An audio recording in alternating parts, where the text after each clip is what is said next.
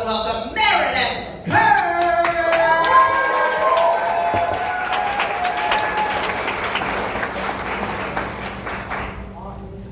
Hey everybody, I am Meredith Kerr, and I'm 45 and I am single, which means I am just a ton of red flags. I have so many red flags. Communism's looking for a new color, using up all the fabric, you know? And being 45 and single means I've also had a lot of really terrible sex. I want to tell you guys, most of you guys do this, probably most of y'all in here are guilty of this. When I'm having sex with a guy, he'll be like, you know, are you almost there? Are you getting close? Why are you, like, if you're having asked me that, we're not in the same neighborhood, sweetheart.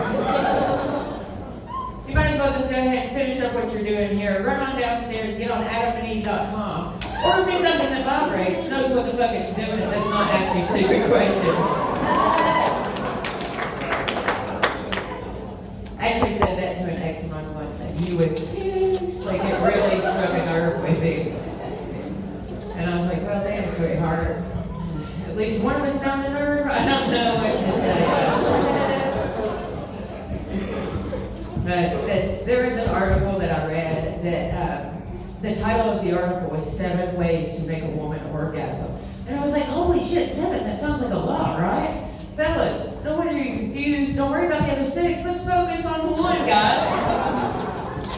The 6 don't matter. Focus on the 1, you know? Put the fun in fundamentals.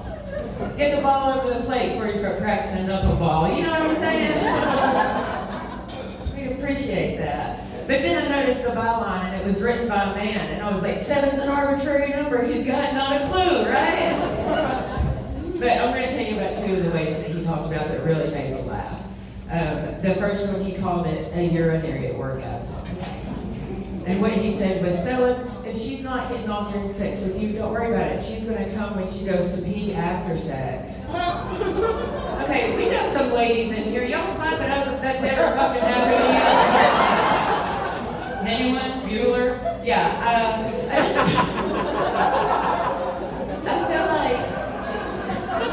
feel like that's shitty information to be putting out there, because I don't want to have sex with a guy and then he's listening at the bathroom door to hear if I'm coming. I've got a schedule. I don't have time to take it 2 places, y'all. It's too much. This one was my favorite. He called this one a throat orgasm. Yeah, a throat orgasm. He said you can help somebody achieve throat orgasm by massaging the back of their throat with either your fingers or the head of your penis. I have done extensive research in this area. And there are some fellas out there who will never hit the back of a woman's throat. I'm sure it's none of you guys. I'm sure y'all hum like gods. But he says that when you achieve throat orgasm, you'll produce mucus and saliva, and he called that throat ejaculate. That's called pre-vomit. Am I right, ladies?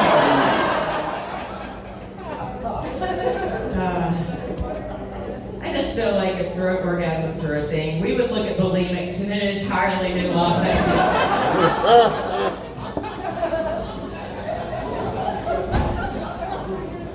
Bless their hearts. They try though. But that's, as a comic, as a single woman, like, men will hit on me, and but they'll do it in this weird way where they're bragging about, you know, their sex game and their sexual prowess. And it makes me laugh because they'll come up to me and they'll just be like, oh, you talk a lot of shit about men being bad at sex, you just haven't had this dick yet, or whatever stupid shit.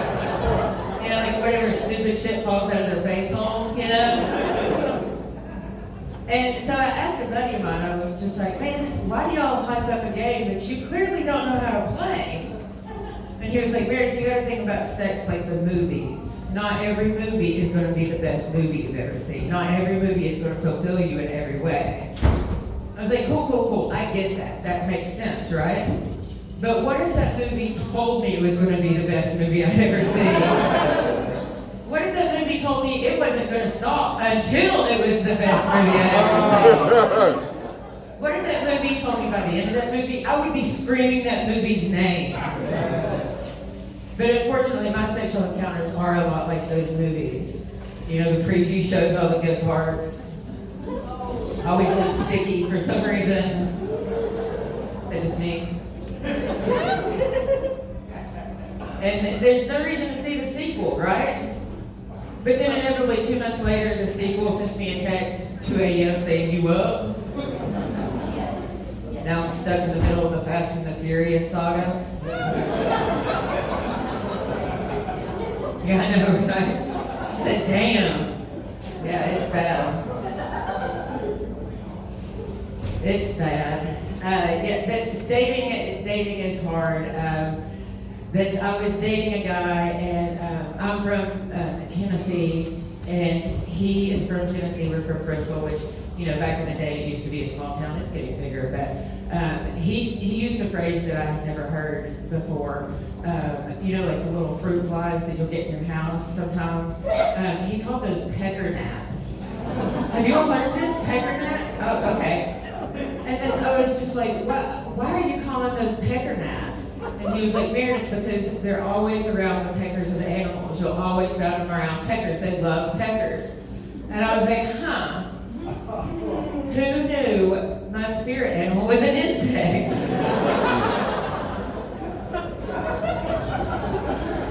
Did not see that one coming, y'all.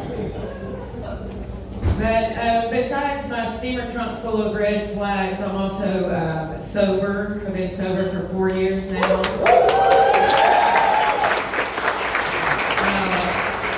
Y'all, that is so nice. That is so nice. But I had to quit doing something that I was really fucking good at and loved to do. So it's not awesome. But I had to get sober. I had to quit drinking because my liver stopped working. So I didn't really have a choice. I had to get sober. But I was checking out an article the other day, and yeah, I read a lot of articles because I'm unmarried, I have no children, I've got fucking time and frivolous money to spend on such things as magazines. But the article was talking about these fraternities and these sororities are getting in all this trouble because they're soaking tampons in alcohol and then sticking them in their butts. Have y'all heard about this? They call it butt chugging. And I was just like, what kind of person, like who would do something like that? And then I kept reading down the article, and it says that when you do that, the alcohol completely bypasses your liver. So, guess who has a new hobby? It's amazing, you guys. I'm back in the pub with my girlfriends, and they're like, "Let's get a little shot of tequila." And I'm like, "Yeah." And they go to the bar, and I go to the bathroom with an airplane bottle. Like, I still salt the rim. I just don't know what to do with that line.